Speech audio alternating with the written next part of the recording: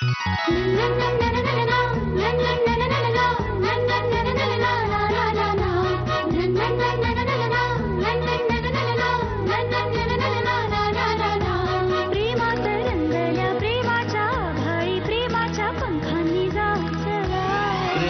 मिटती मनाची अंतरे प्रेमाला प्रेमाने पाहू चला.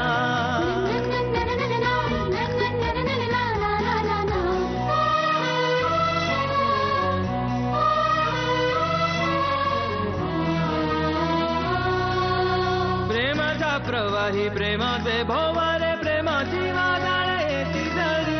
प्रेमाच्या लाटाया प्रेमाने वाहून प्रेमाच्या तीराशी नीती तरी. प्रेमाचा चांदवा झरतो बेभान प्रेमाचे उधाण झेलू चला.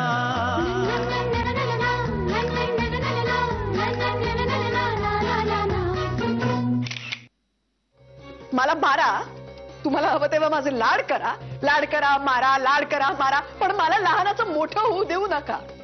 मला लहानच ठेवा. आई, मी काही प्रॉब्लेमशी तुम्हाला न सांगता डील करायचा प्रयत्न करते. इशू, आम्हाला तुझी काळजी वाटते ना राजा, म्हणून. आईची गोष्ट माहिती,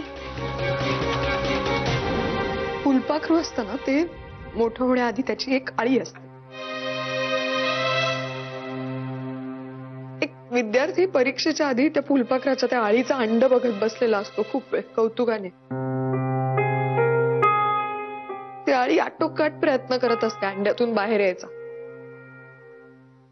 हळूहळू कणाकणाने बाहेर येत असते.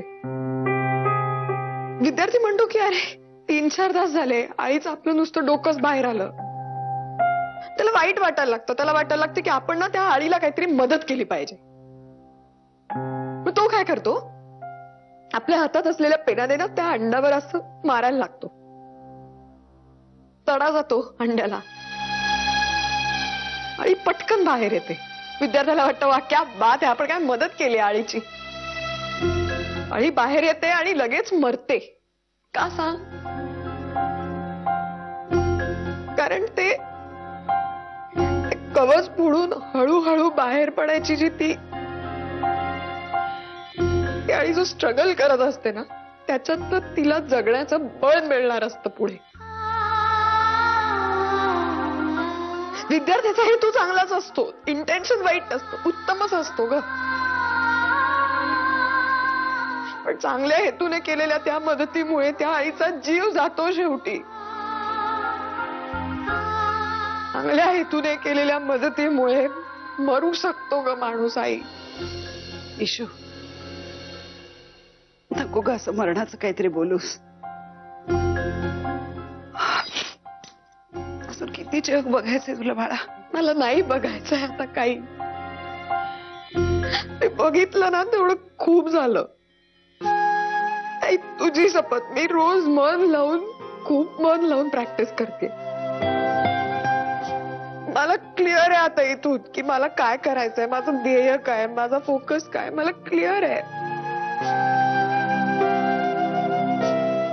तू विचार ना, आशूला विचार, ब्रह्मेश सरांना विचार. माझ्या प्रॅक्टिस वरून, माझ्या कामावरून माझं लक्ष अजिबात ठेवलेलं नाहीये. बाकी आयुष्यात माझं काय वाटेल ते चाललेलं असू दे, मी माझं खरंच माझ्या प्रॅक्टिस कडे दुर्लक्ष होत नाही. आई, दुसरी एखादी मुलगी असती ना तर ती सगळं सोडून घरी बसली असती, पण मी नाही तसं केलंय.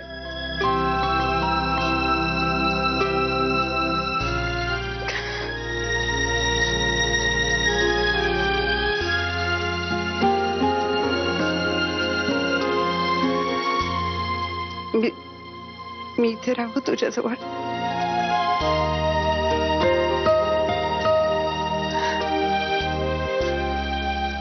राहा, प्लीज उपदेश करू नको. घ्यायची कपॅसिटी नाही आता माझ्या.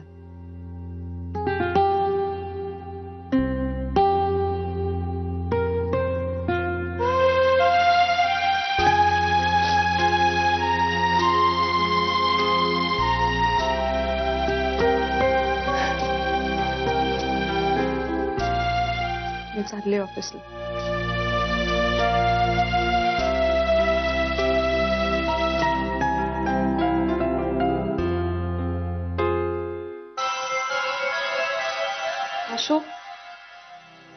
बाहेर ये.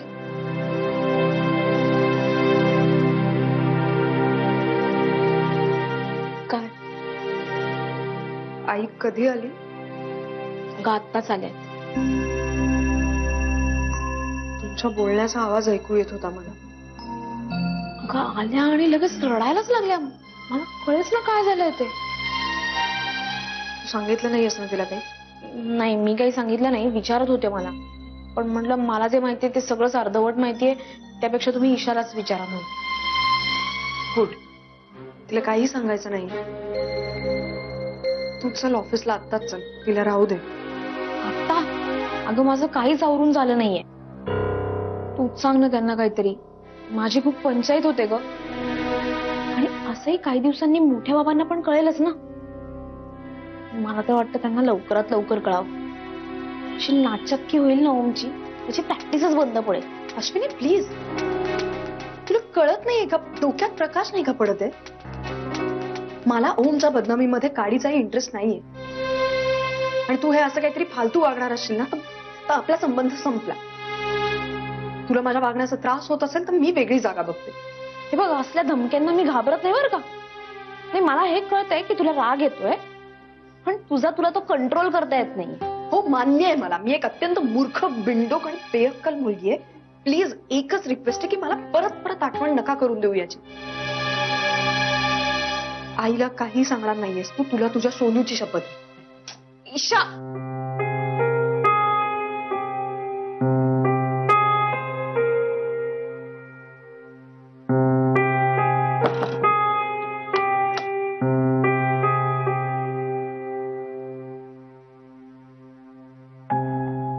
अश्विनी काही बोलली का ग तुझ्याशी ती? नाही काकू. काकू, मला पण ऑफिसला जायचंय ना. उशीर होतोय. तयार व्हायला निघू? अश्विनी, माझ्या जागी तू असतीस तर काय केलं असतंस?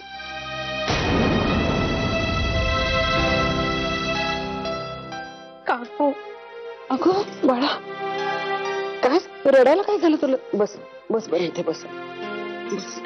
काय झालं? रडायला काय झालं? हा, काय झालं? सॉरी काकू. तू का सॉरी म्हणतेय? काकू, आम्ही खूप चुकतोय.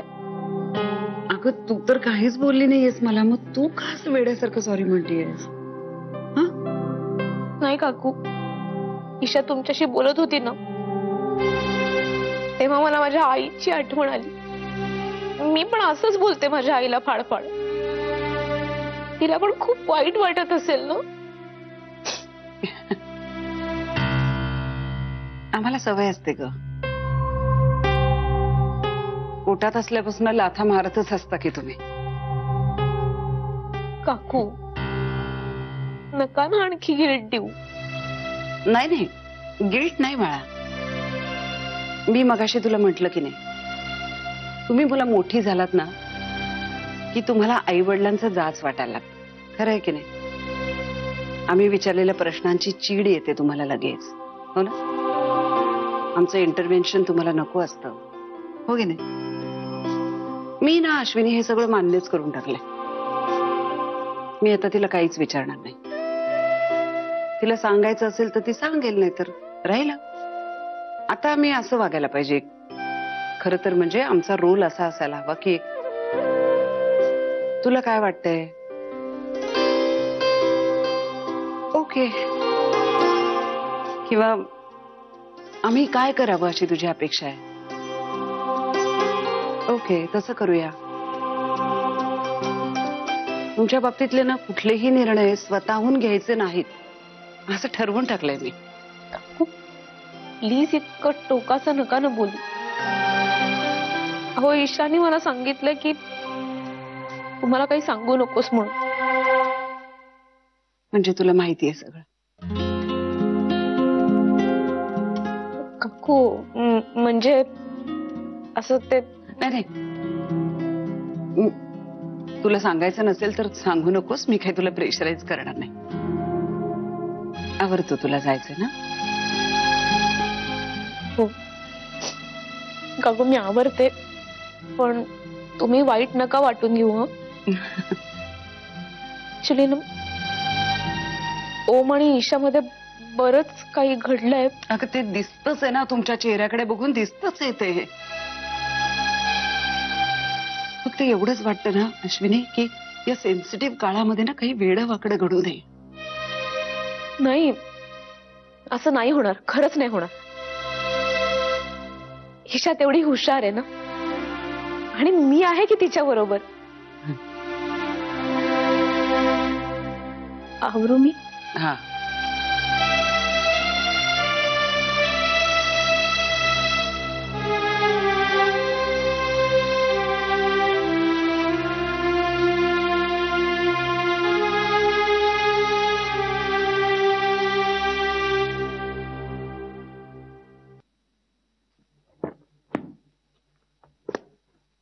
अरे यार, तो कंझ्युमर प्रोटेक्शन ऍक्ट कुठे आहे यार? इथंच ठेवला होता ना. हे सुनील,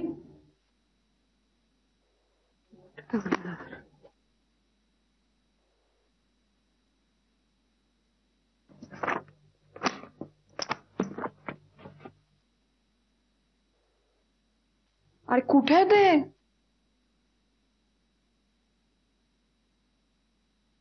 स्वतः मेल्याशिवाय स्वर्ग दिसत नाही, तेच खरं.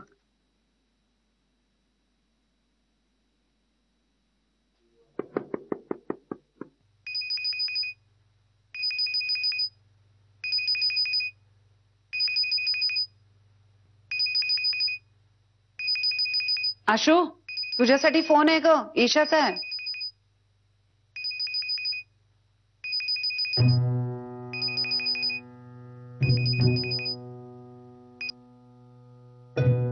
बोल ईशू. अश्विनी कुठे नाहीये का?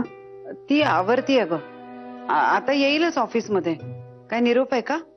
नाही, मी एक पुस्तक मला इथे सापडत नव्हतं ऑफिस मध्ये, म्हणून मी फोन केला होता. बरं, मी तिला सांगते तुला फोन करायला. ओके. ईशू, काय? अश्विनीने मला काहीही सांगितलं नाहीये बाळा. हा, नको काळजी करूस. आणि मी पण तुला काहीही विचारणार नाही, प्रॉमिस. तुला जेव्हा वाटेल तेव्हा सांग तू मला. फक्त काळजी करू नकोस आई, असं नको म्हणूस. कारण माझं मन आहे ना ते, त्याला तू काय करणार, हो की नाही?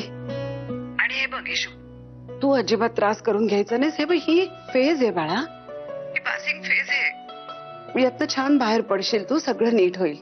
हा, अजिबात काळजी करू नको. ओके. बरं, मी निघते आता, मी घरी जाते. कशी जाणार आहेस? अगं, बसने जाईन मी. आणि मी पोचले की मेसेज करते ना तुला, फोन नाही करणार. चल बाय. आई, काय बाळा? I love you. Love you too बेटा.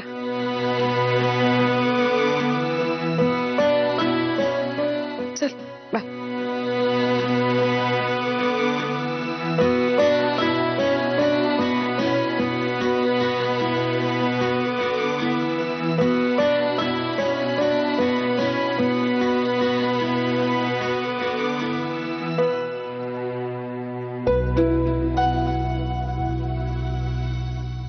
काकू, निघू? फोन होता आता. ईशाचा ना, बघा. माझ्यासाठी नाही, तुझ्यासाठी होता. का? कुठलं तरी पुस्तक सापडत नाहीये तिला. बोमला, कंझ्युमर ऍक्ट माझ्या बॅग मध्येच राहिलाय. आता ऑफिस मध्ये पोहोचले ना की काही खैर नाही माझी. बरं बरं अश्विनी, काय? अगं, मुद्दाम घरी बनवून हे तुमच्यासाठी आणलंय, द्यायचंच राहिलं. काय? चकले आहे हा, आणि पाकातले गुलाबजाम आहे. वा, तुमचा क्रिसमस संपला नाही वाटतं अजून. अगं, तुम्ही मुली इतक्या दमता, दिवसभर काम करता, हे असं बनवून खायला तुम्हाला वेळ मिळणार आहे का? हा अश्विनी, भूक लागली की डबा उघडायचा आणि खायचं. हा, फक्त ईशासाठी नाहीये. काकू, हे मला सांगण्याची अजिबात गरज नाहीये. ईशासाठी जरी असलं ना तरी मीच संपवते ते. ते चांगलंय. आशू, तू इथे आहेस ना म्हणून खूप दिलासा आहे ग आम्हाला. बरं मला सांग, ईशा काहीतरी म्हणत होती तुझे आजोबा हॉस्पिटलमध्ये होते, कसे आहेत आता? हा आता बरे आहेत ते काही जास्त हलणार नाही. जगण्याची एवढी आसक्ती मी पहिल्यांदाच एखाद्या माणसामध्ये बघितली. काय अश्विनी असं बोलतात का? चल मी निघते आता. हा काकू तुम्ही निघाला? हो निघते आता. तू आहेस ना? निघ. चल काळजी घे. हो काकू.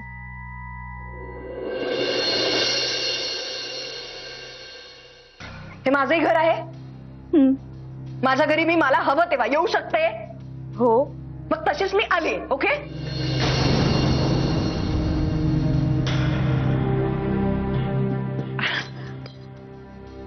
का आलीस तू इकडे?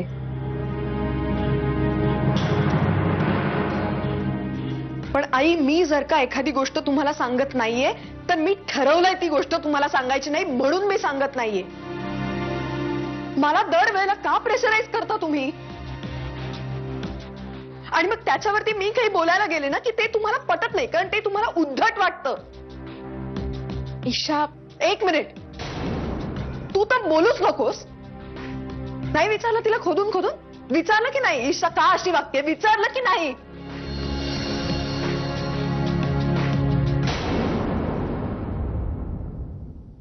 सर मला एक भयंकर कॉम्प्लिकेटेड केस द्या. मला इंडिव्हिज्युअली एक कॉम्प्लेक्स केस हँडल करायचे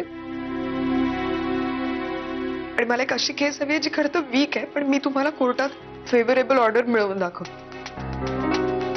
प्लीज.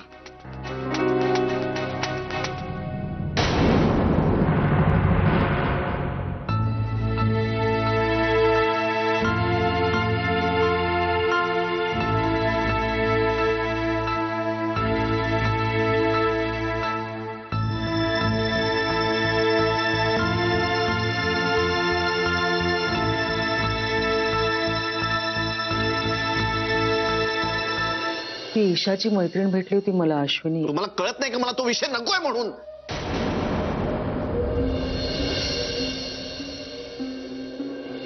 आश्रमात गेलो होतो. ईशा नाहीये तिथे.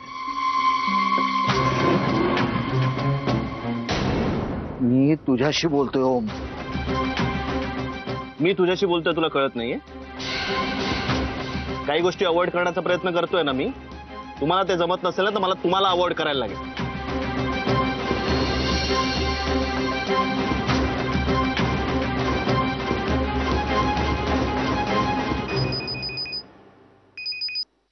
हा काय ग? हा ईशा ऐक ना, आता मी येरवड्याला आली आहे.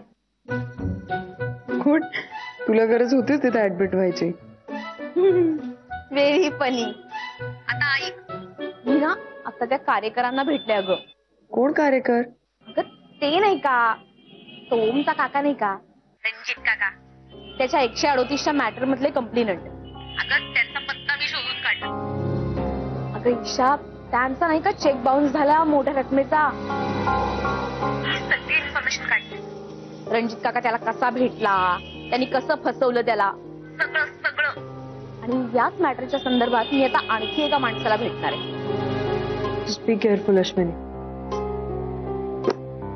मला तर मुळात हेच कळत नाहीये की इतके हादरे बसलेत ना ऑलरेडी. मला नकोय आता हे आणखीन काही. तुला काय गरज आहे आणखीन इन्व्हेस्टिगेट करायची? ए ईशा प्लीज. हा तुला असं कोणी कसं फसवू शकतं ग? काय नाही, आपली मैत्रीच्या स्टेकला लागली. मी शोधणारच, कळलं? चल नंतर भेटू. Bye bye.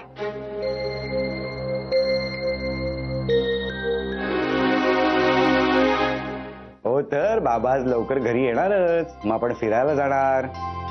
अरे आज बर्थडे ना एका छोट्याशा मुलीचा. मग नाही नाही नाही, अगं लंच टाइम मध्ये फोन करणारच होतो मी. शाळेला सुट्टी पण आहे ना एका मुलीला. नाही नाही आलोच मी. हो आईला दे फोन जरा. हो हो हो रागिणी, मी लवकर येतोय घरी. हो, नंतर बोलतो. Bye bye bye bye. हा, give my love to her. Bye bye bye bye. बस बस बस. बोल. सर मला काहीतरी कॉम्प्लिकेटेड मॅटर्स हँडल करायला द्या. मला ना ह्या आत्ताच्या केसेसचा कंटाळा आलाय. ह्या ज्या आहेत केसेस ना, ती आपली नवीन टीम सुद्धा हँडल करू शकते. मला काहीतरी नवीन केसेस द्या प्लीज. तुला हायकोर्टाची प्रकरण हाताळायचे का? नॉट एक्झॅक्टली, पण मला हाय स्टेक्स असलेल्या केसेस हव्यात. आता मला कॉम्प्लेक्स केसेस हवे.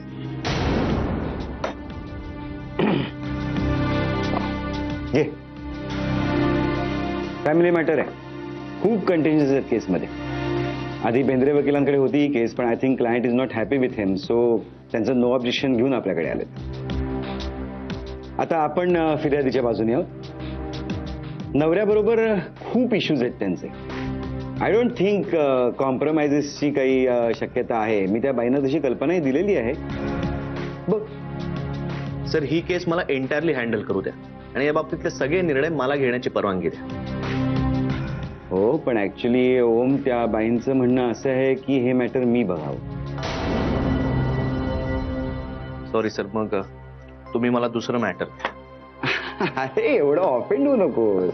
मी बोलतो ना त्या बाईंशी. You can handle this matter. Thank you sir. काय झालंय काय रे?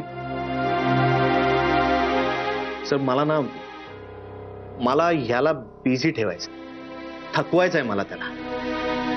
का? एक मिनिट. मोठ्या बाबांचाच फोन आहे तुझ्या.